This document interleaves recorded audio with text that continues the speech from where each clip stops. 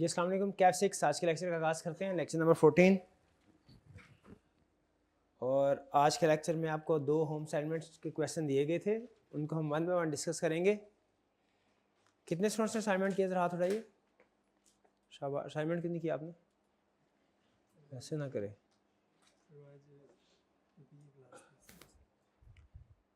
जी चलिए स्टार्ट करते हैं। पहले है हमारा वॉल्यूम 2 के लिहाज से क्वेश्चन नंबर 1 है, लेकिन ये जो आई कैप की अटैम्प्ट थी गालबन अटैम्प्ट 23 का क्वेश्चन है। Question number 8 plaster plastic limited, ये क्वेश्चन था ना पहले, इसको डिस्कस करते हैं। इसमें एक कंसेप्ट आपके लिए नया था, अनइक्वल ग्रोथ। इससे पहले हम जो मेथड सीखते हैं वैल्यूएशन का, वैल्यूएशन ऑफ ऑर्डिनरी शेयर्स का, तो 2 ऑप्शंस होती थी। नंबर 1 या तो होता था विद ग्रोथ या होता था विदाउट ग्रोथ। इस क्वेश्चन में उसने दोनों को मर्ज किया है, हाइब्रिड समझ लीजिए अप्रोच उसने अडॉप्ट की है कि कुछ साल में विदाउट ग्रोथ है और फिर उसके बाद विद ग्रोथ है। तो जब क्वेश्चन के अंदर अनइक्वल ग्रोथ हो, यानी कुछ विदाउट ग्रोथ एलिमेंट हो और कुछ विद ग्रोथ हो, तो ऐसी सिचुएशन में हमने इसको कैसे अकाउंट फॉर करना है, कैसे कंसीडर करना है, ये इस क्वेश्चन में एक नई चीज थी। एक ये अनइक्वल ग्रोथ का ट्रीटमेंट। दूसरा इस क्वेश्चन में जो नई चीज थी वो ये कि इस क्वेश्चन में बेसिकली वो हमसे weighted average cost of capital calculate नहीं करवा रहा। ये वेटेड एवरेज, ये कॉस्ट ऑफ कैपिटल का क्वेश्चन नहीं है, ये वैल्यूएशन ऑफ शेयर का क्वेश्चन है, जिसमें हमने शेयर्स की वैल्यू कैलकुलेट करनी है। क्योंकि देखिए आपको क्या वो पूरे क्वेश्चन के अंदर एक ही कंपोनेंट ऑफ कैपिटल की बात करता है या एक से ज्यादा कंपोनेंट की बात करता है? एक ही कंपोनेंट है, जो कौन सा है? Ordinary share.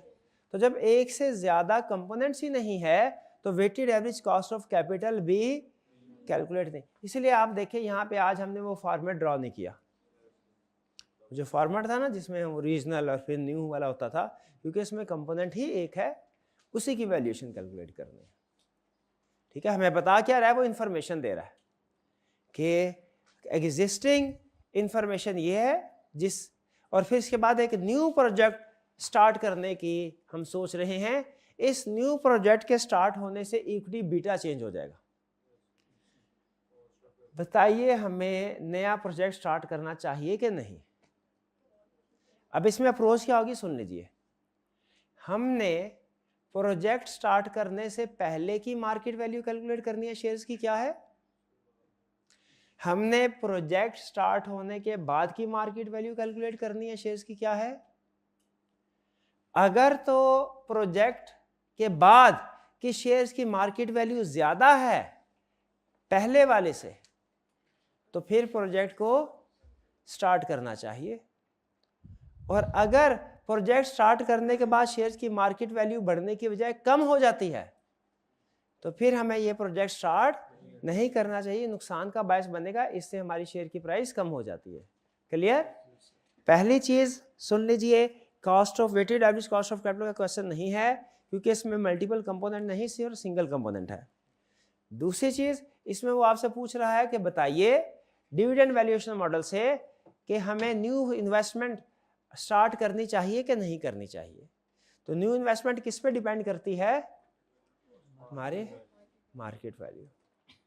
अगर तो न्यू इन्वेस्टमेंट से पहले जो शेयर्स की मार्केट वैल्यू है उसको लेंगे, इन्वेस्टमेंट के बाद शेयर्स की मार्केट वैल्यू लेंगे। अगर इन्वेस्टमेंट के बाद शेयर्स की मार्केट वैल्यू बढ़ जाती है, इन्वेस्टमेंट करनी चाहिए। अगर वैल्यू कम हो जाती है, इन्वेस्टमेंट नहीं करनी चाहिए। एग्री करते हैं इससे? चलिए, तो फिर आइए वन बाय वन हम क्वेश्चन को स्टडी करते हैं, इसकी इंफॉर्मेशन को। आपको पता है पहले हमेशा हम क्या करते हैं, फौरन क्वेश्चन स्टार्ट करना शुरू कर देते हैं, अटेम्प्ट करना फौरन शुरू नहीं करते, पहले क्वेश्चन को पढ़ते हैं। रिक्वायरमेंट में कह रहा है using the dividend valuation model, dividend valuation model को अंडरलाइन कर लें। इससे हमें पता चल गया कॉस्ट ऑफ कैपिटल के चैप्टर का क्वेश्चन है। लेकिन कॉस्ट ऑफ कैपिटल के चैप्टर में 2 टॉपिक्स हैं, एक कॉस्ट कैलकुलेट करना, वैल्यू करना। यहाँ पे क्या कह रहा है, determine whether PPL should undertake the new investment. Weighted average cost of capital calculate नहीं करवा रहा, कह रहा मुझे बताओ न्यू इन्वेस्टमेंट करे क्या ना करे। ये डिपेंड करता है न्यू इन्वेस्टमेंट्स की वजह से शेयर प्राइस पे फर्क क्या पड़ेगा। शेयर प्राइस बढ़ेगी तो इन्वेस्टमेंट करो, शेयर प्राइस कम होगी इन्वेस्टमेंट ना करो। स्टार्ट करते हैं। Plaster plastic limited is an all equity finance company. All equity finance company का मतलब क्या है? डेट कोई नहीं है, इक्विटी ही है। Following information has been extracted from PPL's financial statement as at June 30, 2023। ये इंफॉर्मेशन अवेलेबल है जून 23 पे। क्या? PPL has ordinary share capital of rupees 150 million with a face value of rupees 10 per share। भाई हमारे लिए share capital की amount अहम होती है कि नंबर ऑफ शेयर्स? तो सबसे पहला काम तो ये कीजिए, रेलिवेंट इंफॉर्मेशन कैलकुलेट करें। कंपनी के नंबर ऑफ शेयर्स कितने हैं? 15 मिलियन। अब अगर हमने शेयर्स की मार्केट वैल्यू कैलकुलेट करनी है तो क्या करना होगा? नंबर ऑफ शेयर्स को एक शेयर की मार्केट वैल्यू से मल्टीप्लाई कर देंगे। सेकंड, अब ये 15 मिलियन शेयर्स आ गए ना, इसको ध्यान में रखिएगा। Second, on 30 June 2023 PPL paid an annual dividend of ₹25 per share. यानी 30 जून पे हम खड़े हैं, 30 जून पे डिविडेंड पे कर दिया है, यानी सेम डे रिसेंटली पे किया है कि टू बी पेड है? रिसेंटली पेड है तो क्या होगा? ये डी नॉट। और टू बी पेड होता है फिर भी डी नॉट होता, तो इसके साथ लिख दीजिए D not 25 per share. Information का एनालिसिस साथ साथ करते जाए। ये हो गया जी, आगे चलते हैं। PPL expects the next 3 dividend payments to be ₹25 per share. Thereafter a 3% per annum growth rate is expected in perpetuity। ये पूरे क्वेश्चन में ये है एडजस्टमेंट सबसे अहम। इसमें खास बात क्या है जो हमने इससे पहले नहीं पढ़ी कभी? इससे पहले हम पढ़ते रहे हैं या तो जो विदाउट ग्रोथ है या विद ग्रोथ है। ये विदाउट प्लस विद दोनों ग्रोथ हैं, जिसको हम अनइक्वल ग्रोथ भी कह सकते हैं, डिफरेंट ग्रोथ भी कह सकते हैं। ठीक है, इसका मतलब ये हुआ चूंकि इस शेयर में विदाउट ग्रोथ एलिमेंट भी है, विद ग्रोथ एलिमेंट भी है, इसकी कैलकुलेशन एक स्टेप नहीं 2 स्टेप्स में होगी। इसकी वैल्यूएशन एक स्टेप्स में नहीं 2 स्टेप्स में क्यों होगी इसकी वैल्यूएशन? क्योंकि इसमें विदाउट ग्रोथ भी है। इसके साथ छोटी सी जगह बना के ना तो एक डायग्राम बना ले, आइंदा जब कभी इस तरह का क्वेश्चन आए डायग्राम आपके सामने आ जानी चाहिए में।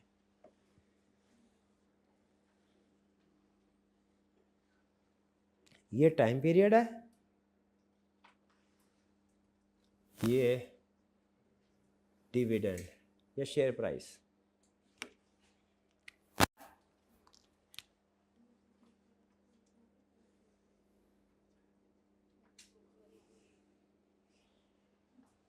ये ड्रॉ कीजिए। ये जो आपका कर्व है ना, ये इस सिक्योरिटी के दोनों फेजेस को शो कर रहा है। यहां से लेके यहां तक विदाउट ग्रोथ और यहां से यहां तक विद ग्रोथ। अब विदाउट ग्रोथ का हिस्सा कितने साल का है? PPL expects the next 3 annual dividend payment to be ₹25 per share, और फिर उसके बाद 3% एनुअल ग्रोथ रेट। इसका मतलब ये हुआ, ये तो ईयर नॉट होता है, 0 होता है ना, ये ईयर 1 है, इस पे कितना डिविडेंड है? 25। ये ईयर 2 है 25, ये ईयर 3 है। ईयर 3 के बाद ग्रोथ शुरू हुई है ना।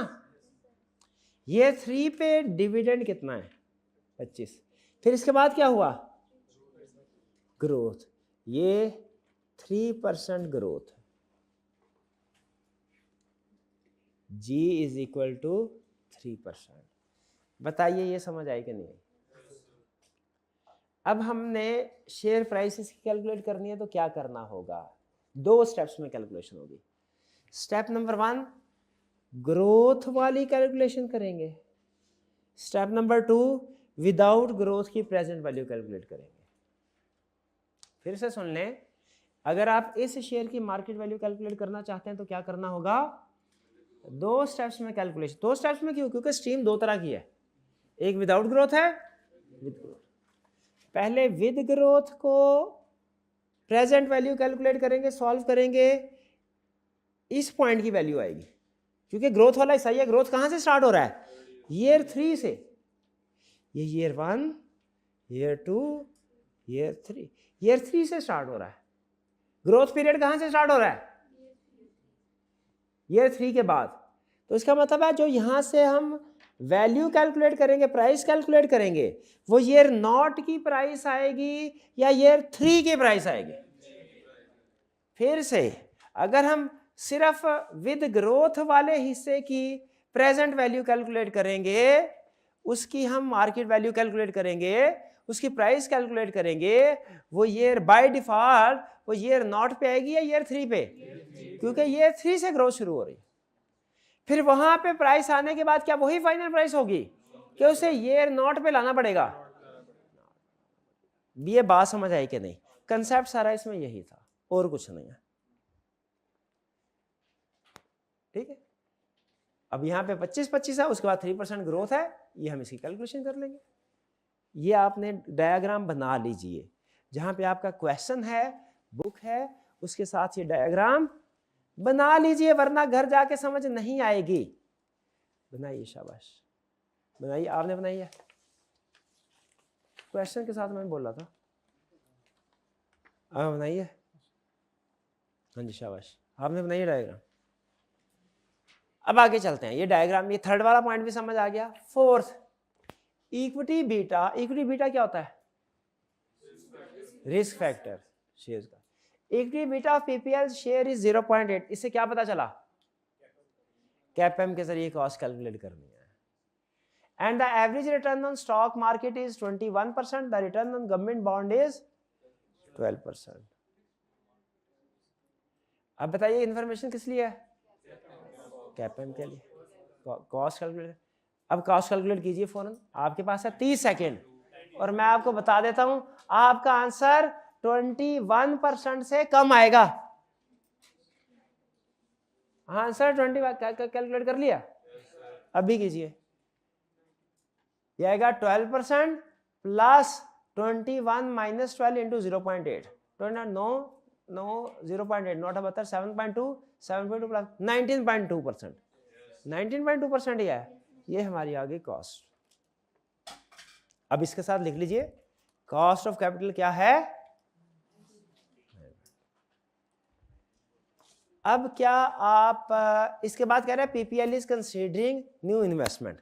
यहां तक उसने हमें एग्जिस्टिंग इंफॉर्मेशन दे दी। क्या आप एग्जिस्टिंग स्टेज के ऊपर इस कंपनी की शेयर वैल्यू कैलकुलेट कर सकते हैं। इसकी शेयर वैल्यू क्या होगी,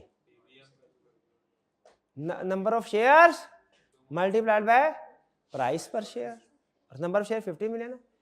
प्राइस पर शेयर या वैल्यू पर शेयर कैसे कैलकुलेट होगी, डीवीएम से। अब देखिए, अब लेकिन डीवीएम में तो अब ये 2 स्टेजेस आ गई, तो हमने पहले इस स्टेज की वैल्यू कैलकुलेट करनी है, फिर उसके बाद प्रेजेंट वैल्यू। तो स्टेप नंबर 1, मेन कंसेप्ट हम क्या कैलकुलेट करने जा रहे हैं, मार्केट वैल्यू बिफोर इन्वेस्टमेंट। ये जरूरी है लिखना, क्योंकि उसने कहा है इन्वेस्टमेंट के बाद में मार्केट वैल्यू होगी, और उन दोनों को कंपेयर करके हमने अंदाजा लगाना है इन्वेस्टमेंट होनी चाहिए कि नहीं। आपने सिंगल एंट्री किया है कभी, सिंगल एंट्री के क्वेश्चन, उसमें वो कहता था साल के शुरू में स्टेटमेंट ऑफ अफेयर बनाई तो नेट वर्थ आई 1000, साल के एंड में स्टेटमेंट ऑफ अफेयर बनाई तो नेट वर्थ आई 1500। पूरे साल में प्रॉफिट कितना है, नहीं था टॉपिक, सिंगल एंट्री में आपको नहीं सिखाया। अच्छा चलें सिंगल एंट्री को छोड़े, मेरे सवाल का जवाब दी। एक बिजनेस के पास साल के शुरू में 1000 रुपया है, साल के एंड पे 1500 हो गए, बिजनेस का प्रॉफिट कितना कमाया? 5। बिजनेस प्रॉफिट में आगे नहीं, अगले साल चलना चाहिए कि नहीं?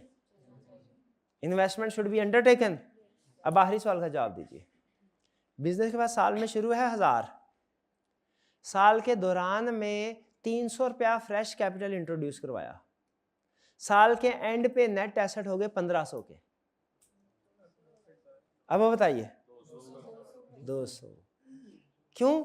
1500 माइनस 1500 एंड पे था, 1000 शुरू किया था 1000 से, एंड पहुंचे 1500 से, तो ये तो 500 का प्रॉफिट बनता है। बीच में 300 फ्रेश कैपिटल ऐड किया था, फ्रेश कैपिटल प्रॉफिट नहीं होता, फ्रेश कैपिटल प्रॉफिट नहीं होता, फ्रेश कैपिटल को लेस करना चाहिए। भाई एग्री करते हैं कि नहीं करते? इस एग्जांपल को इधर लिख लें कहीं। Opening capital 1000, closing 1500, fresh capital 300, profit कितना हुआ? क्यों 1000 और 1500 का तो फर्क 500 होता है, 300 फ्रेश कैपिटल वो भी लेस करना होता है, लॉजिकल बात है ना। चले आगे चलते। ये तो ऐसे ही मुझे याद आया, मैंने कहा बचपन के ये आईकॉम में मैंने सीखा था सिंगल एंट्री, ये आईकॉम में पढ़ा था सिंगल एंट्री। आपको बस सॉरी, असल में कंसेप्ट हुई है, नाम चेंज होता है, मैं दूसरा नाम बोलता हूं, अब आप पिक कर जाएंगे। क्या इनकम्प्लीट रिकॉर्ड्स का टॉपिक पढ़ा हुआ आपने? ये भी नहीं पढ़ा हुआ? ये सबसे ज्यादा इंटरेस्टिंग टॉपिक जो है ना, मुझे जो अकाउंटिंग में लगता था, ये इनकम्प्लीट रिकॉर्ड। एक से दूसरे में एंट्री, दूसरे से तीसरे में एंट्री जाती होती थी। कमाल है, नहीं है? पहले हमारे होता था, पीआरसी में था, निकाल दिया उधर से, अब पीआरसी में भी नहीं, कैश में भी नहीं है, ऑब्सोलीट हो गया। चले ठीक है, नहीं अच्छी बात है। आपको बेसिकली उस लेवल के लिए तैयार भी नहीं करा, आपको तैयार ही कंपनी लेवल के लिए करवाया जा रहा है, वो तो छोटे मोटे बिजनेस। चले बहरहाल, market value before investment calculate करनी है। क्या करना है? स्टेप 1, पहले क्या? स्टेप 1, ये क्या करना है? विद ग्रोथ को कैलकुलेट करना है। किसको करना है? विद ग्रोथ वाले हिस्से को। इसमें बताइए डिविडेंड वैल्यूएशन मॉडल फार्मूला क्या होता था? K is equal to D not into 1 plus J divided by P not plus J. अब हमने क्या करना है? इसको दरम्यान में लाइन लगा देते हैं, इधर मैं ना आफ्टर इन्वेस्टमेंट कैलकुलेट करूंगा, दो मैंने कहा। अब इसको रीअरेंज करें, ये आ जाएगा इधर आके, ये उधर माइनस हो गया, ये उधर आ गया, ये इधर आ गया। P not is equal to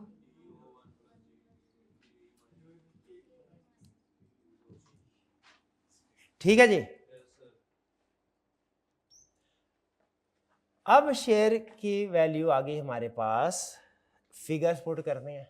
D not कितना जी? अच्छा ये 25 ये वाला ईयर 3 वाला ले रहे हैं कि ईयर 1 वाला? क्योंकि ईयर 3 से ग्रोथ शुरू हुआ ना, तो जो वैल्यू आएगी वो ईयर 3 की आएगी। ये वाला है 25 इंटू 1 प्लस जी, ग्रोथ रेट क्या है? 1.0 divided by cost of equity क्या है? ये तो हमने कैलकुलेट करनी है कि कर ली है? कर ली है। आपने एक वर्किंग शो करवानी है, हमने तो डायरेक्ट कर ली। कितना आया था? 19.2%, 0.192 माइनस 0.03, यही है। करें कैलकुलेट कितना? 158.95। देखें यही है क्या वैल्यू? लेकिन याद रखिएगा ये वैल्यू ईयर नॉट पे नहीं है, ये वैल्यू ईयर 3 पे है। यहां पे 158.95। ये बात समझ आई कि नहीं आई?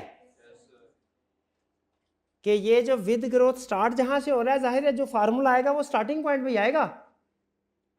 अब क्या करना है, शेयर प्राइस, क्या ये ट्रू वैल्यू है शेयर की, डिस्काउंट कर दो। लेकिन अब डिस्काउंट कैसे होगा, डिस्काउंट में 25 में डिस्काउंट होगा, ये भी होगा। तो इसका मतलब है जो स्टेप 2 विदाउट ग्रोथ, अब इस हिस्से की कैलकुलेशन करनी है, इस हिस्से की करनी है ना। इसमें क्या होगी प्राइस, इसमें फार्मूला यूज नहीं कर सकते क्योंकि ये परपेचुटी नहीं है, हर एक को आपने लादा डिस्काउंट करना।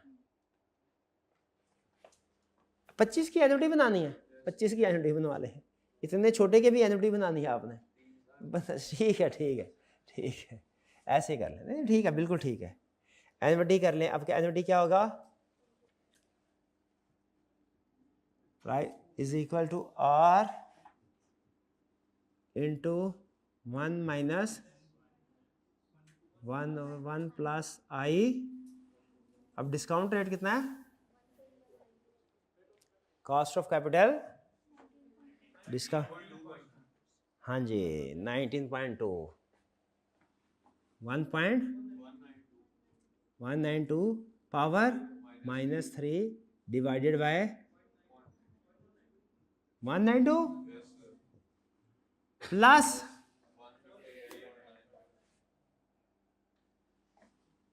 158.95 डिवाइडेड बाय 1.192, सॉरी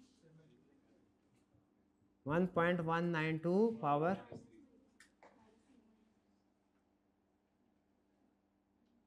-3। देखिए कैलकुलेशन समझ आई, क्या किया हमने, विदाउट ग्रोथ की प्रेजेंट वैल्यू कैलकुलेट कर ली, और फिर ये जो था विद ग्रोथ वाला इसकी प्रेजेंट वैल्यू कैलकुलेट। तुम्हारे पास एक शेयर की प्राइस कितनी आई, 147.18 इक्वल टू 147.18, ये एक शेयर की प्राइस है। टोटल इन्वेस्टमेंट कितनी हुई, इनटू कितना था, 15 मिलियन।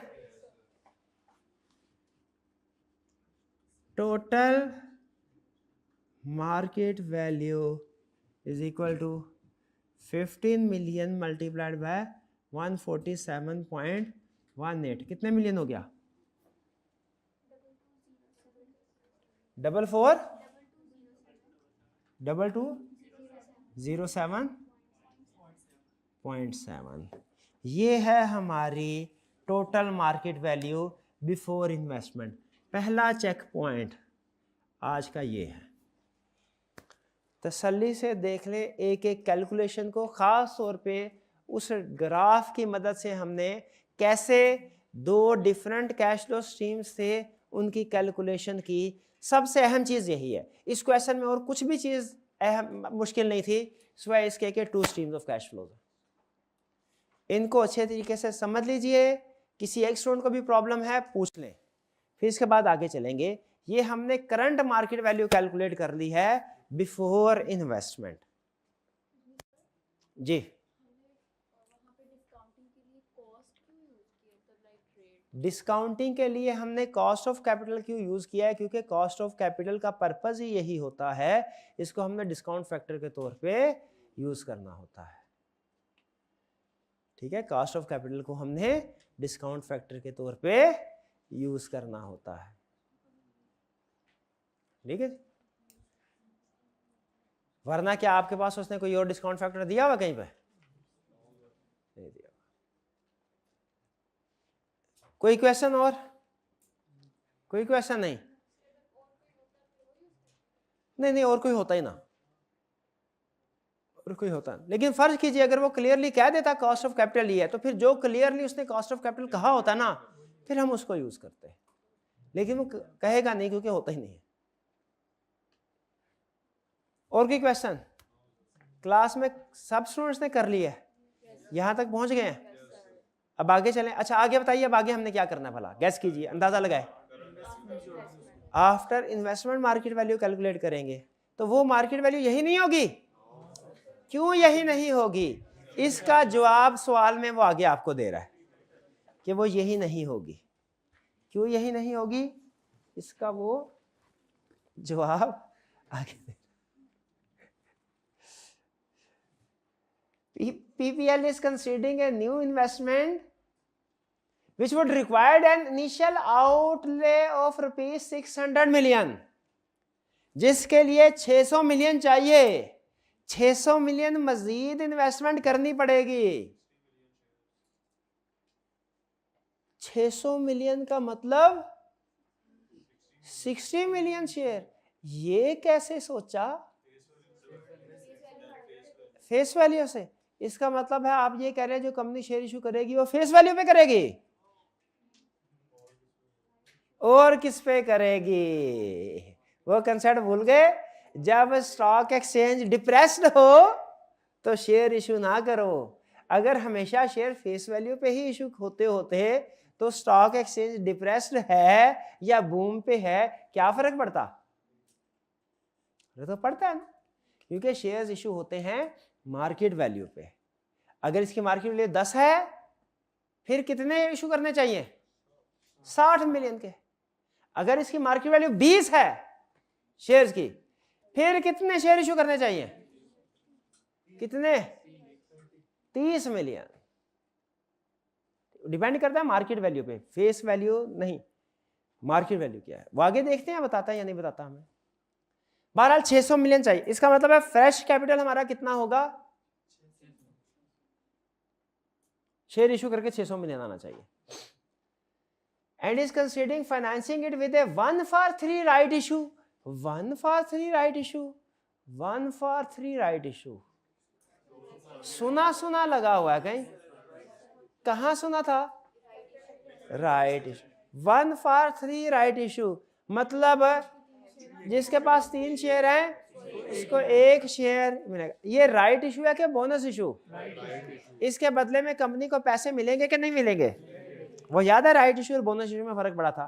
बोनस इशू के बदले में कंपनी को पैसे नहीं मिलते, राइट इशू के मुकाबले में मिलते हैं। तो बताइए कितने राइट इशू इशू करने पड़ेंगे? 1-for-3 है कि ये 15 है? हाँ 15। 1-for-3 है, जिसके पास 3 है उसके 1, जिसके पास 6 है उसको 2, 9 को 3, 12 को 4, 15 वालों को 5, तो इसका 15 मिलियन वालों को 5 मिलियन। तो न्यू शेयर कितने इशू करने हैं? अब जरा देखें, साइंस पहुंचे हैं। शेयर्स कितने इशू हो रहे हैं? 5 मिलियन। और कैपिटल कितना इकट्ठा हो रहा है? 600 मिलियन। इसका मतलब है हिडन मैसेज क्या है इसमें? शेयर्स फेस वैल्यू से ज्यादा पे प्रीमियम पे इशू हो रहे हैं। तो ये ज़हन में रखिएगा, कितने शेयर इशू करने हैं? 5 मिलियन। कितने? 6 मिलियन नहीं, 5 मिलियन।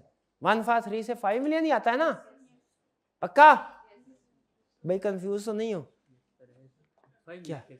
5 मिलियन कैसे आया? इस वक्त कंपनी के कितने शेयर इशू हैं? 15 मिलियन। 15 मिलियन लिखे। 1-for-3 चैप्टर 10 पढ़ा कि नहीं पढ़ा? ये ना कहना नहीं पढ़ा। अच्छा ठीक है, 15 मिलियन लिखे, 15 मिलियन। 1-for-3 राइट इशू का मतलब क्या होता है? जिसके पास 3 शेयर हैं उससे 1 शेयर मिलना। तो अगर 3 है इशू किए हुए तो नया शेयर कितना इशू करना है? 1। और अगर 15 मिलियन इशू हुए हुए डिवाइडेड बाय 3, हाँ मल्टीप्लाइड बाय 1, ये कंप्लीट था। शाबाश। कितना? 5 मिलियन। ये अब नए शेयर इशू करने हैं। पहुंच गए जी? अच्छा आगे चलते हैं। कह रहा फॉलोइंग एडिशन, ये 1-for-3 राइट इशू का पर्पस क्या था क्वेश्चन में? नए शेयर्स कितने इशू करने हैं। Following additional information available regarding the new investment. The investment would enable PPL to increase the dividend to ₹26 per share 29 June 2024। 26 per share 30 June 2024, 26 per share 30 जून 2024 के 23। ये D0 है कि D1 है? D1। इसका मतलब है ये D1 है। एक साल बाद का डिविडेंड है, इसका मतलब D1, and all subsequent dividends would increase by 5% per annum in perpetuity. बाद के हालात क्या होंगे, D1 बन जाएगा 26 और G बन जाएगा 5%. The investment is riskier than average of PPL's existing investment, and therefore the beta would increase to 1.05. Beta would increase to 1.05. ये लो, बीटा इंक्रीज हुआ, बीटा चेंज हुआ, कॉस्ट ऑफ कैपिटल चेंज होगी, cost of capital change हुई, market value change होगी। Beta देख रहे, एक लफ्ज ने हमें पूरा क्वेश्चन घुमा दिया। बीटा चेंज हुआ तो कॉस्ट चेंज होगी, कॉस्ट चेंज हुई तो मार्केट वैल्यू चेंज होगी। अब क्या करना है हमने, कॉस्ट कैलकुलेट करें जी, कॉस्ट कैलकुलेट, कॉस्ट कैलकुलेट। ये छोटी छोटी कैलकुलेशन तो कर लेंगे ना। और मैं आपको बताता हूं कि आपका जो नया कॉस्ट ऑफ कैपिटल होगा ना, वो होगा 21% से ज्यादा। अब कितना होगा उसको देख लेते हैं। मार्केट का रेट है 21, गवर्नमेंट का है 12, प्रीमियम आ गया 9%। लेकिन अब की बार जो बीटा है वो 0.8 नहीं है, वो है 1.05। 9%, 9.45, ठीक है, 9.45 जमा रिटर्न 12, 9.45 21.45, भाई ऐसा ही है 21.45। ये हमारा नया कॉस्ट ऑफ कैपिटल आ गया। लगाए फार्मूला, फार्मूला कैलकुलेट करके, पक्का के शो करवा दूं कल? नहीं, ऑनलाइन वाले स्टूडेंट के लिए करवा दूं, उनको प्रॉब्लम होती है। हाँ, उनके लिए करवा देते हैं, बिल्कुल करवा देते हैं। ये वर्किंग हम इधर करते हैं, ये कि cost of equity is equal to risk free rate plus beta into market का rate minus risk free rate. Risk free को के आर एब्रीविएशन जो मर्जी यूज कर। रिस्क फ्री रेट क्या है, 0.08, 8% है, 12% है, प्लस बीटा क्या है 1.05, नया वाला दिया है ना। मार्केट का रेट 21% माइनस रिस्क फ्री 0.12, ये माइनस कर दे, multiply 1.05 plus 0.12%। Cost of equity, अब कॉस्ट ऑफ इक्विटी चेंज हुई तो क्या होगा। अच्छा, यहां पे अब की बार बताइए, अब की बार क्या सिंगल स्ट्रीम है विद ग्रोथ या विदाउट ग्रोथ के अब की बार भी डबल इंपैक्ट है। सिंगल स्ट्रीम, एक ही फार्मूला लगेगा। अब की बार हमें दो कैलकुलेशन 2 स्टेप्स में करनी पड़ेगी कि एक ही स्टेप में। कौन सा फार्मूला है, with growth without growth?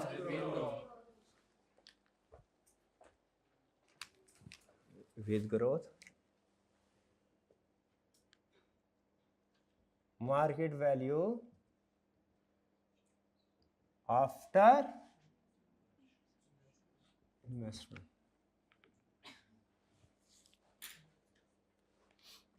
Formula क्या होगा, cost of equity is equal to D1 लिया। अब की बार मैंने D0 इंटू 1 प्लस G क्यों नहीं लिखा, D1 नहीं होगा, D0 क्या करना है, अब रीअरेंज करना है। P0 is equal to D1 divided by D1 कितना है 26। कॉस्ट ऑफ इक्विटी रिवाइज्ड वाली कितनी है, ग्रोथ रेट रिवाइज वाली कितनी है, बिफोर वाली में बिफोर वाली फिगर्स को यूज किया है, आफ्टर वाली में तो करें कैलकुलेट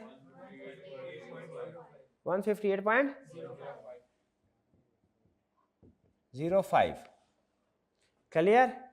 बज़ाहिर लग रहा है कि शेयर प्राइस बड़ी है, इन्वेस्टमेंट होनी चाहिए, लेकिन अभी हमने इसको क्वांटिफाई करके देना है। दूसरा चेक पॉइंट हमारा, टोटल मार्केट वैल्यू कितनी है, सॉरी एक मिनट है, ये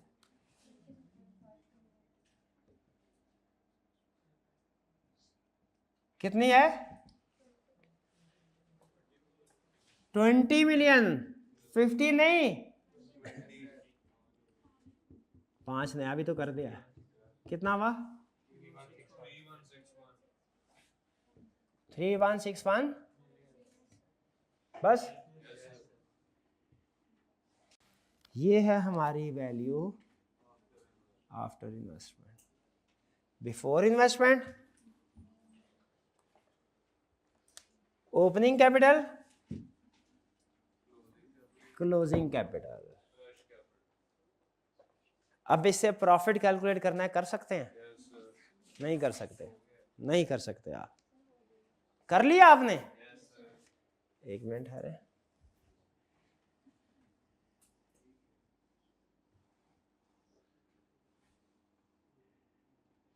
क्लोजिंग मार्केट वैल्यू या market value after investment 3161 less opening, round of कर लूं 2208। कितना आया?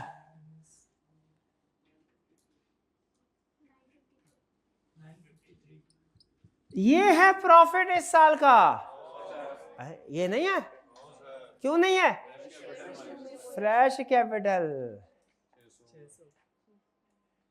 लेकिन कि ये तो 5 मिलियन इशू है, आया 600 है। ये चीज ये किया खुश, माइनस फ्रेश शेयर्स या राइट इशू कर ले, कुछ भी नाम दे दे, इससे क्या फर्क पड़ता है।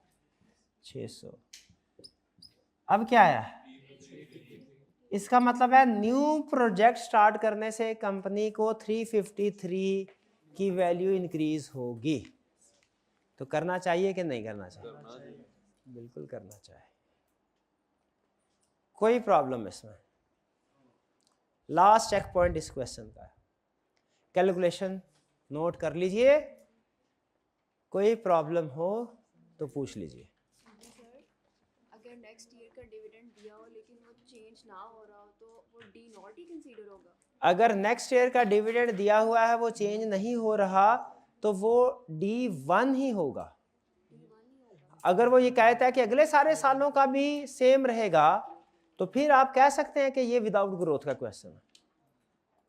फिर उसको डी नॉट ही कंसीडर करेंगे। इस साल भी अगर वही हुआ है, इस साल भी वही हुआ है और अगले साल भी वही है, तो वही D0 है, वही D1 है। कहता है इस साल भी 25 पे किया, अभी एक साल के बाद भी 25 पे करना है, तो D0 भी 25 है, D1 भी 25 है। जैसे ऊपर लिखा था कि एक्सपेक्ट नेक्स्ट 3 एनुअल डिविडेंड 25। हाँ जी,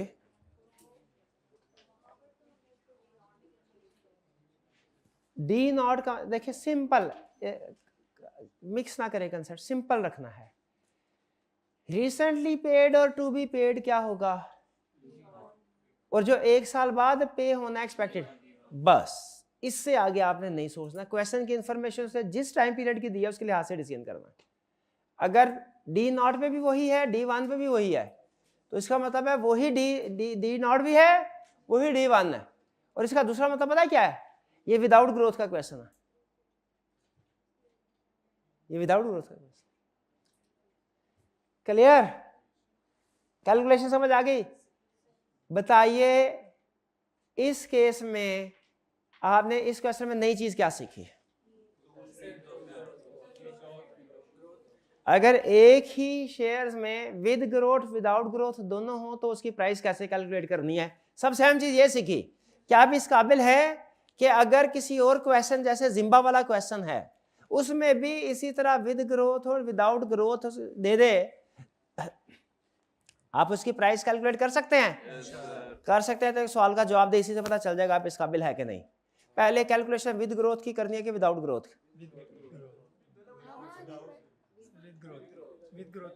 एक ही सिक्योरिटी क्या विद ग्रोथ भी है विदाउट ग्रोथ भी है, पहले कैलकुलेशन किसकी करनी है?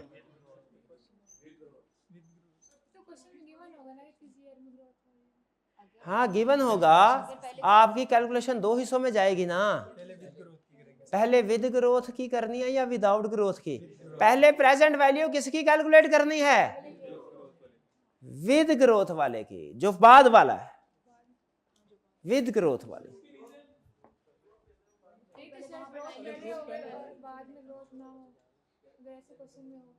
अगर क्वेश्चन में हो ऐसे पहले ग्रोथ फिर बाद में ऐसे हो, तो फिर पहले बाद वाला पहले करना है। हाँ जी, यही बात। अच्छा, मैं पहले आसान क्वेश्चन पूछ रहा हूँ जो ये है, आप मुश्किल में सवाल बता रहे थे। ओके ओके ओके, फिर से बताइए, अगर क्वेश्चन के अंदर पहले विदाउट ग्रोथ हो बाद में विद ग्रोथ हो कैश फ्लो, तो प्राइस कैलकुलेट करते हुए क्या करना है? पहले विद ग्रोथ फिर। इसकी रीजन यह है कि पहले अगर पहले विदाउट ग्रोथ हो और बाद में विद ग्रोथ हो, तो पहले हम विद ग्रोथ की प्रेजेंट वैल्यू कैलकुलेट करते हैं, फिर विदाउट ग्रोथ की करते हैं। ये रीजन है इसकी, ठीक है। जो चीज समझाई नहीं भाई को समझ आ गई है, चलिए अच्छी बात। हाँ यही चाह रहा था मैं, यही चाह रहा था, रटा लग जाए। हाँ पहले हाँ, क्योंकि देखिए उसको वापस बुलाना है ना, उसको वापस बुलाना है। हमने ये आपका डिविडेंड उड़ता जा रहा है, उड़ता जा रहा है, उड़ता जा रहा है, उसको वापस बुलाना है। तो उसको पहले वो क्या कहते हैं, काउ बॉय क्या फेंकते हैं, वो हंटर क्या होता है, छांटा क्या होता है, छांटा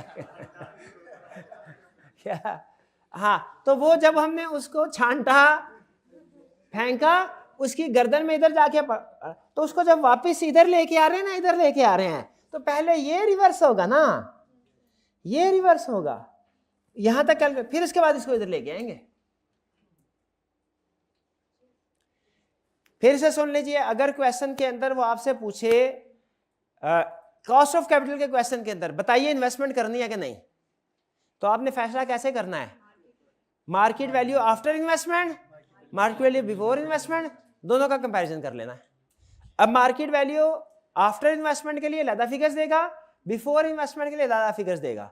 आपने सिर्फ एक चीज का ध्यान रखना है, अगर कहीं पे मल्टीपल स्ट्रीम्स है ना, यानी विद ग्रोथ और विदाउट ग्रोथ दोनों एक ही सिक्योरिटी में आ गए, विद ग्रोथ भी और दोनों आ गए शेयर्स में, तो फिर आपने 2 स्टेप्स में कैलकुलेशन करनी है। पहले अगर विद ग्रोथ हो रहा है बाद में, तो पहले फिर विद ग्रोथ को प्रेजेंट वैल्यू करना है, फिर उसके बाद विदाउट ग्रोथ की प्रेजेंट वैल्यू कैलकुलेट करनी है। क्लियर? ये चीज याद रहेगी, शाबाश। आज की असाइनमेंट में जिम्बा वाला क्वेश्चन है, देखें। हाँ ये जिम्बा वाला क्वेश्चन है ना आज की असाइनमेंट, ये जरूर करना, ये जरूर करना, इससे आपको मजीद क्लियर पता चलेगा। चलिए अब दूसरे क्वेश्चन की तरफ चलें। ये हमारा यहाँ पे रिलैक्स, 2 मिनट के लिए रिलैक्स करना चाहें कर सकते हैं, रिफ्रेश हो जाए, 0 मीटर हो जाए।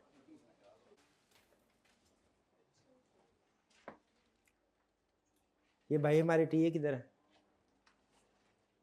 हाँ वो टीए को बुला लिया, उन्हें कि वो फॉर्मेट बना दे जो बनाते होते हैं।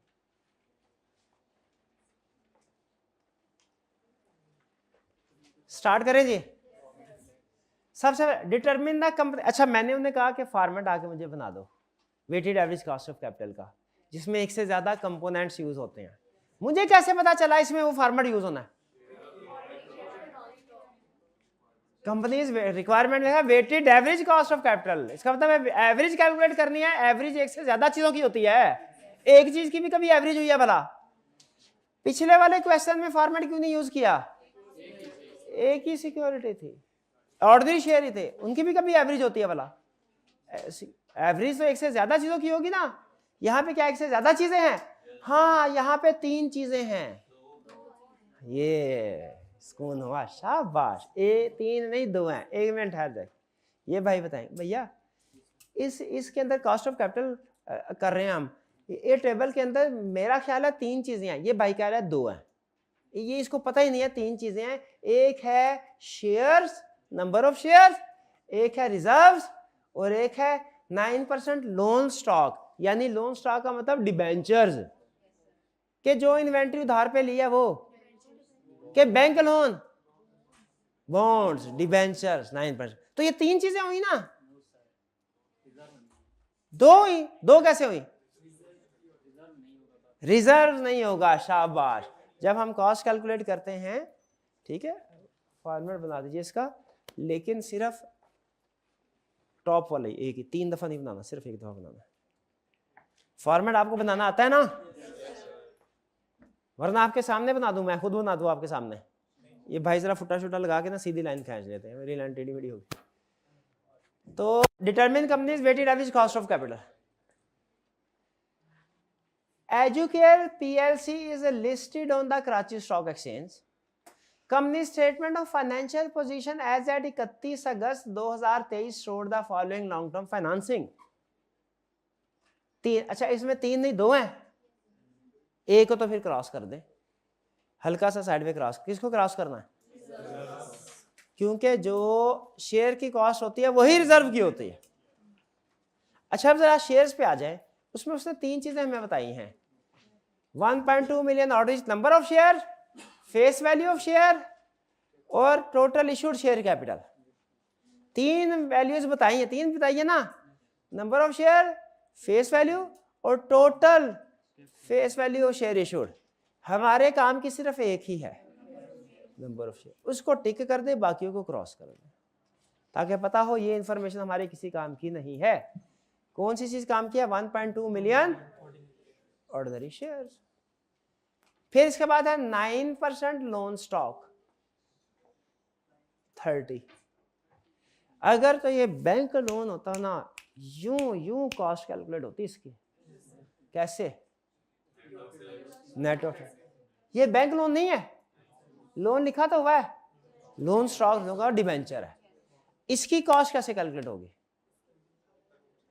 लोन स्टॉक IRR, अगर ये रिडीमेबल है ना, रिडीमेबल IRR।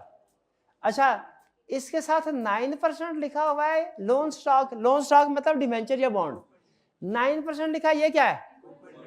Coupon rate. इस पे टैक्स एडजस्टमेंट नहीं होनी है। अच्छा ये 225 2025 लिखा है, ये क्या चीज है?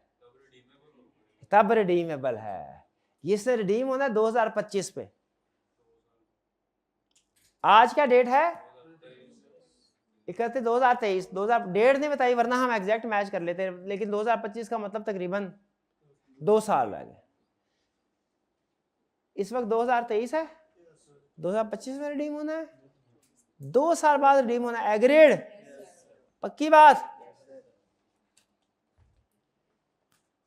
इसका मतलब weighted average cost of capital calculate करनी है ना, हमें शेयर्स की मार्केट वैल्यू भी कैलकुलेट करनी है, शेयर की कॉस्ट भी कैलकुलेट करनी है, और फिर लोन की मार्केट वैल्यू भी कैलकुलेट करनी है, लोन की कॉस्ट भी कैलकुलेट करनी है। ऐसा है क्या?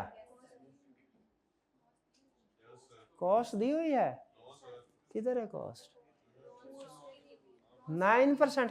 नहीं, यहां तक क्वेश्चन रखना है, यहां तक, अभी नीचे हमने नहीं पढ़ा, मुझे नहीं पता आगे क्या आने वाला है, यहां तक दीजिए। 9% को कॉस्ट तो नहीं कह रहे। 9% क्यों नहीं है? ये तो कूपन रेट है, coupon. On 31 August 2023 the shares were quoted at ₹121 cum dividend. इतनी खुशी, इतनी खुशी, इतनी खुशी, क्यों? क्यों? शेयर प्राइस खुद से दे दिया उसने, हालांकि आदत से बाज नहीं आया, दाव पेच इधर भी खेल गया, कम डिविडेंड प्राइस दे। लेकिन हमें पता है कम डिविडेंड में हमें कौन सी चाहिए होती है प्राइस? कम डिविडेंड। और कम से एक्स पे पहुंचने के लिए क्या करते हैं? वो कहता है 121 कम डिविडेंड है विद ए डिविडेंड ऑफ ₹5.2 पर share due very shortly. Due very shortly ये क्या है? 5.2 के साथ लिख ले D0 आइए, और फिर लिख ले एक्स प्राइस भी लिख ले कैलकुलेट करके। 5.2 के साथ लिखे D0 और शेयर की एक्स प्राइस कैलकुलेट करें।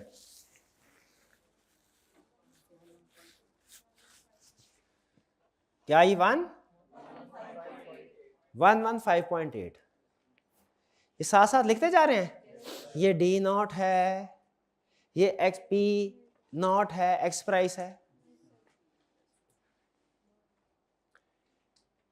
फिर इसका dividend have increased at the rate of about 5% a year. This rate is expected to continue in the future.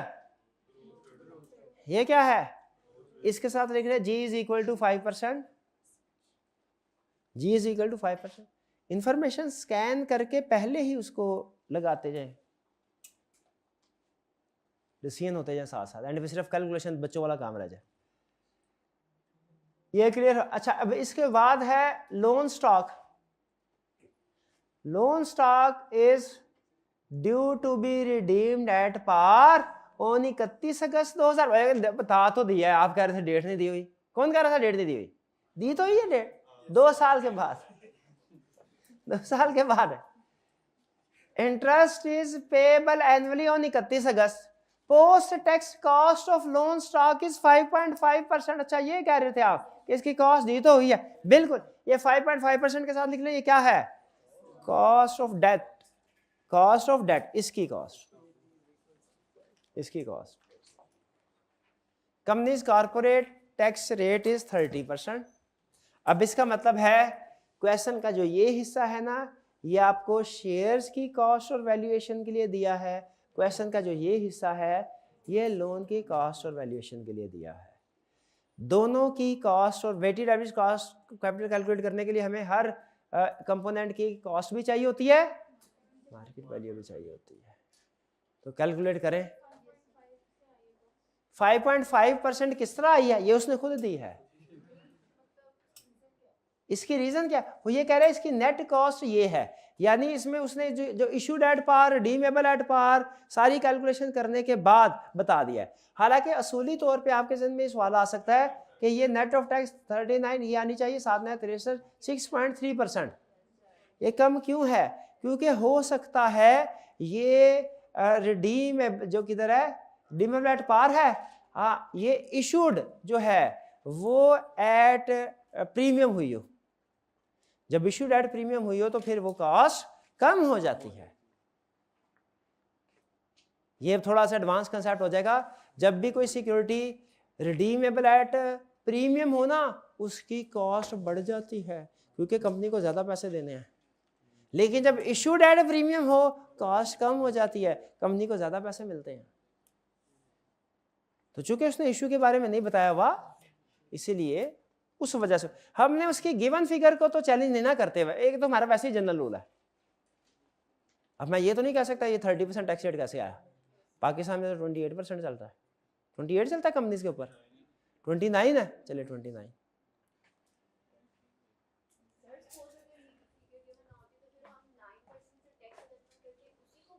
हाँ जी, अगर उसकी फिगर ना ली होती तो फिर 9 से टैक्स एडजस्टमेंट कर लेते। फिर वो हमें फर्दर इन्फॉर्मेशन ऐसी देता कि जिसमें issued at par, redeemable at par की बात करता या ना करता। हाँ, बैंक लोन का करता है, लेकिन issued at par, redeemable at par का भी फिर सेम होता है। हाँ जी, टैक्स एडजस्टमेंट के बाद बोल रहा था ना, ऐसे हम प्रेफरेंस शेयर मैंने कहा था इशूड एट पार, रिडीमेबल पार होगा, टैक्स की एडजस्टमेंट नहीं करनी, वो एज इट इज कॉस्ट आ जाएगा। लेकिन बॉन्ड के केस में मैंने बोला था नेट ऑफ टैक्स करना है। शाबाश शाबाश शाबाश शाबाश। चलिए अब आगे चलते हैं, आप क्वेश्चन को आगे लेके चलते हैं। अब क्या करें, पहले कौन सा करें, आपकी फरमाइश? शेयर से शेयर कर लेते हैं।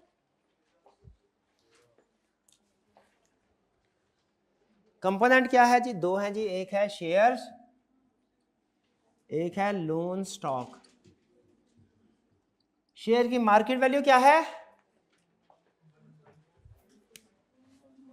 1.2 मिलियन मल्टीप्लाइड बाय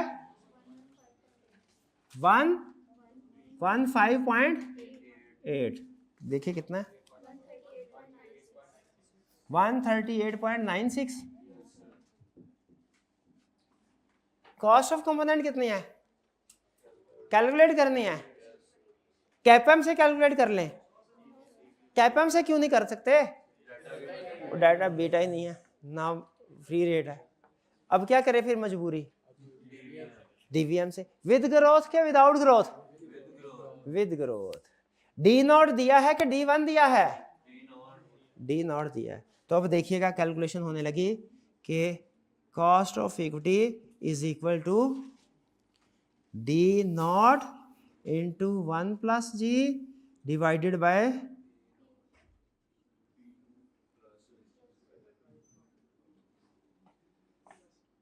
कैलकुलेट करें कॉस्ट, शाबाश शाबाश कीजिए।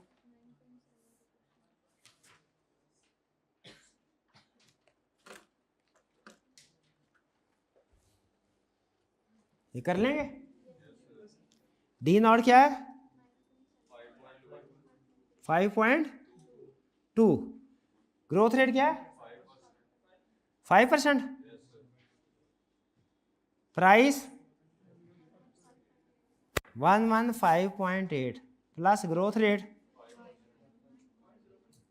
Is equal to 9. ये आ गया जी 9.72%। चेक पॉइंट जी। कैलकुलेट कर ले हमने मार्केट वैल्यू कैसे कैलकुलेट की, वो सिंपल था।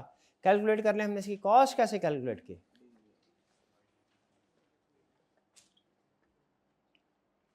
क्लियर मेरे भाई? अब क्या करना है? Market value of loan stock और कॉस्ट कैलकुलेट कर। कॉस्ट गिवन है, वाह कॉस्ट की कितनी गिवन है? 5.5%। इसको तो मैं हंस के इधर लिखता हूँ 5.5%। अब ये मार्केट वैल्यू कैसे आएगी सोचें। बॉन्ड है उसकी मार्केट वैल्यू कैसे आएगी? IRR, ये सुनना चाह रहा था। IRR किस लिए होता है? अब हाथ हाथ हाथ फिर IRR किस लिए होता है? कॉस्ट तो गिवन है, प्रेजेंट वैल्यू निकालेंगे। IRR नहीं निकालनी। क्यों नहीं निकालनी IRR? IRR कॉस्ट होती है, कॉस्ट गिवन है। अब तो प्रेजेंट वैल्यू कैलकुलेट करनी है। और ये पिछले क्वेश्चन में किन्होंने पूछा था डिस्काउंट रेट वाला। ये जो इसकी प्रेजेंट वैल्यू कैलकुलेट करेंगे तो डिस्काउंट रेट कौन सा यूज करेंगे? जब लोन स्टॉक की प्रेजेंट वैल्यू कैलकुलेट करेंगे कौन सा? 5.5%। उसकी कॉस्ट है, कॉस्ट डिस्काउंट रेट है, कॉस्ट ही डिस्काउंट रेट है। समझे? तो अब इसकी प्रेजेंट वैल्यू क्या होगी? प्रेजेंट वैल्यू 2 साल है। अब तो ऐसी आदत पड़ गई है, इसकी भी एनुइटी कैलकुलेट कर लेंगे। नहीं मैं तो करूंगा ना, मैं करूंगा ना, ना आपने आर्डर डाली, मैं करूंगा। एनुइटी कितनी है? अमाउंट कितनी है एनुअल? 30 मिलियन। इसका 9% और इसका 70%। 1.89 मल्टीप्लाइड बाय 1 माइनस 1/1 प्लस आई कितना है? 55 पावर -2 डिवाइडेड बाय 0.055 प्लस 30। क्या 30 क्यों? रिमेम्बर बार है। 30 divided by 30 multiplied by 1.055 power -2। Calculate करें 30.44। अब क्या करना है जी जी? डिस्काउंटिंग फैक्टर 9% की, क्योंकि 9% कूपन रेट है। कूपन रेट का सिर्फ एक ही काम है, एनुअल इंटरेस्ट कैलकुलेट करना। 9% कूपन रेट है, कूपन रेट का एक ही काम है कैलकुलेट। डिस्काउंट करते हैं कॉस्ट ऑफ कैपिटल से। डिस्काउंट किससे करते हैं? कूपन रेट से क्यों नहीं करते? कूपन रेट एनुअल इंटरेस्ट के लिए यूज होता है। इंटरेस्ट ना बोले, एनुअल इंटरेस्ट बोले, फिर आपको पता चलेगा ये एनुअल हर साल वाली फिगर है। कूपन रेट किस लिए यूज होता है? बस उसके बाद इसकी डेथ हो जाती है, ये किसी काम का नहीं रहता। आगे कौन सा रेट चलता है डिस्काउंटिंग के लिए? कॉस्ट। 30 टोटल अमाउंट है। हम तो इंटरेस्ट की नहीं हमने अगर किसी सिक्योरिटी की हम प्रेजेंट वैल्यू कैलकुलेट करते थे, इंटरेस्ट की भी, टर्मिनल वैल्यू की भी करते थे। टैक्स की है। पहले हम फेस वैल्यू पे लगाते थे वो परसेंटेज और फिर उसके बाद नेट ऑफ टैक्स करते थे। सर ये क्वेश्चन से किया है पिछले। आप ये कहना चाह रही हैं ना, 1 मिनट ठहरे, आप ये कहना चाह रही हैं कि जो नेट ऑफ टैक्स 30% हमने अप्लाई किया है वो एनुअल इंटरेस्ट के साथ तो किया ही है, जो 30 मिलियन रिडीम होना था इसके साथ भी करना चाहिए था। नहीं हाँ ठीक, 1.8 टाइम निकाला है ना। 1.8 नहीं निकाला है। मैं ये कहना चाह रही हूँ कि पहले हम फेस वैल्यू के ऊपर लगाते थे वो क्या नाम है इंटरेस्ट रेट, और फिर हम उसकी प्रेजेंट वैल्यू निकालते थे, इंटरेस्ट पेमेंट्स की और रिडेम्पशन की भी निकालते थे। हाँ पहले 1 मिनट यहाँ पे रुके, पहले हम फेस वैल्यू के ऊपर कूपन रेट लगाते थे, इंटरेस्ट आ जाता था। अभी भी ऐसे ही किया हमने। लेकिन टोटल पे आपने लगाया ना 30 के ऊपर लगाया। हाँ टोटल 30 पे लगाया। हाँ अच्छा ठीक। क्वेश्चन इनका ये है, वो इन्होंने कहा ये है कि सर पहले तो एक डिबेंचर की फेस वैल्यू हुआ करती थी 100 रुपीज, हम उसके ऊपर कूपन रेट लगा के कैलकुलेशन करते थे, एक की वैल्यू निकलती थी, उसे फिर टोटल से मल्टीप्लाई कर देते थे। यहाँ पे क्या किया, यहाँ पे चूंकि एक की उसने फेस वैल्यू नहीं दी हुई, हमने टोटल की ही वैल्यू कैलकुलेट कर ली। ये वन देखें, फर्क कोई नहीं पड़ता। देखें आपके पास 100 शेयर्स है ना, आप एक शेयर्स की कॉस्ट कैलकुलेट करके एंड पे 100 से मल्टीप्लाई कर दें, एक शेयर की मार्केट वैल्यू कैलकुलेट करके एंड पे 100 से मल्टीप्लाई कर दें, वो भी वही है। और आप 100 के 100 की मार्केट वैल्यू कैलकुलेट कर लें और एंड पे किसी से मल्टीप्लाई ना करें, वो भी वही है। समझ रहे हैं? अगर हमें डाटा उसने एक शेयर या एक डिबेंचर का दिया हो ना, तो हम एक शेयर या डिबेंचर की मार्केट वैल्यू कैलकुलेट करके टोटल नंबर से मल्टीप्लाई करते हैं, जैसा पिछले ही क्वेश्चन में किया। आपकी बात बिल्कुल ठीक है, हम ऐसा ही करते रहे अभी तक, हमेशा ऐसा ही किया। बात इनकी बिल्कुल ठीक है कि पहले तो एक शेयर की जो डिविडेंड या इंटरेस्ट कैलकुलेट करके उसकी मार्केट वैल्यू कैलकुलेट की है, फिर उसके बाद हम क्या करते थे भला, उसे टोटल वैल्यू के साथ मल्टीप्लाई करते थे, जैसा भी आज के क्वेश्चन में किया है। लेकिन यहाँ पे हमारा एक डिबेंचर बॉन्ड की उसने वैल्यू दी नहीं दी, किसकी दी है, तो अब हम क्या करेंगे, टोटल की ही मार्केट वैल्यू कैलकुलेट करेंगे, वो टोटल ही की आएगी, एंड में हमें मल्टीप्लाई करने की जरूरत नहीं किसी के साथ। फर्क समझ रहे हैं? अगर मैं आपसे कहूं 30 मिलियन शेयर की मार्केट वैल्यू कैलकुलेट करो, आपके पास 2 रास्ते हैं। पहला रास्ता, पहले एक शेयर की कैलकुलेट करें, उसे 30 मिलियन से मल्टीप्लाई कर दें। दूसरा क्या तरीका है, डायरेक्ट 30 मिलियन की कर लें। ये डिपेंड करता है मैंने आपको एक शेयर की इंफॉर्मेशन दी कि नहीं दी। यहां पे अब मैंने क्या आपको एक बॉन्ड की इंफॉर्मेशन दी, नहीं दी, तो अब यहां पे आपने क्या किया, फिर टोटल ही की मार्केट वैल्यू कैलकुलेट कर ली। क्लियर हुआ है कुछ? चलिए, तो अब मार्केट वैल्यू क्या कि 30.44, अब ऐड कर लें 169.40। अब weighted average, this divided by this multiplied by this 7.97, फिर this divided by this multiplied by this 0.99%, और ये आ गया 8.96%। ऐसा ही है क्या? 8.9 टीचर भाई, क्लियर? कुछ कुछ समझ आए? तो आज के इस क्वेश्चन में आपने नई चीज क्या सीखी? कोई नई चीज नहीं सीखी। टाइम जाया किया या नहीं?